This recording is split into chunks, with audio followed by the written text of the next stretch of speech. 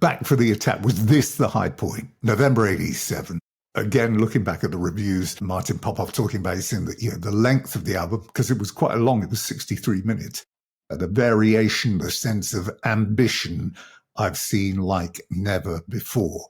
This was of you. And of course, it included Dream Warriors, Nightmare on Elm Street, and of course the MTV videos. But this seemed to be the pinnacle.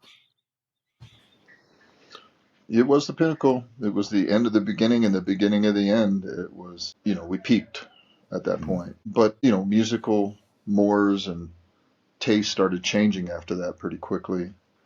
And if you didn't read the writing on the wall, I guess you were sort of doomed. So maybe it was the right time to end it, We had a good run, so maybe it made sense. But it was all internal strife and conflict that ended it. It wasn't any musical. There wasn't any musical or business reason why we stopped doing Dokken. It was just personalities. It wasn't even personalities, really. It was greed. And you see that so many other situations. Really, the conflict the whole time in the band really came down to one thing. It was how the money was split. That's all it was. It's just as simple as that. And I was the proponent and the bulwark that did not allow Don to take the lion's share of the money. One for all for one. We split everything in quarters, everything. And he hated that.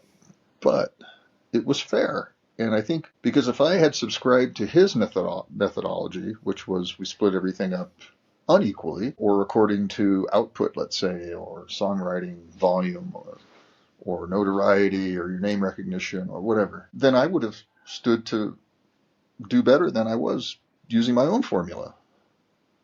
So, for instance, I wrote most of the music, especially the instrumental part of the music, and I took my quarter, I was happy with that. But let's say take something like Mr. Scary. I just obviously wrote that myself. There was nobody singing on it, but I gave everybody a quarter share of that, and I felt good about that, and Don didn't, and that's really what it came down to.